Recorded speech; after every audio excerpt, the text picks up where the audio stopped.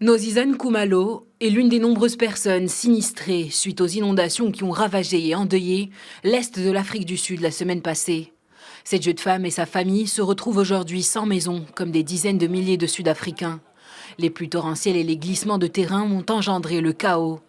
Routes détruites, ponts effondrés et canalisations éventrées se sont imposés dans le décor. Tout est détruit, y compris le lit de mes enfants que vous pouvez voir par terre. Nous nous sommes retrouvés pratiquement sans rien. Noziza et les membres de sa famille ont décidé de commencer à reconstruire leur maison. Lundi, le président Ramaphosa a déclaré l'état de catastrophe nationale et annoncé un plan de secours en 3 étapes aux sinistrés.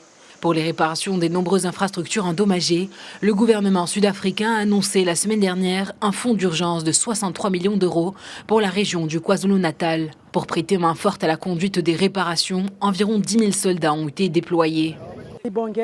Je suis vraiment très reconnaissante envers le président, après avoir vu à quel point il a été touché émotionnellement par notre situation et qu'il soit venu voir l'ampleur des dégâts. Nous attendons maintenant le fonds de secours qui nous aidera à résoudre les problèmes auxquels nous sommes confrontés.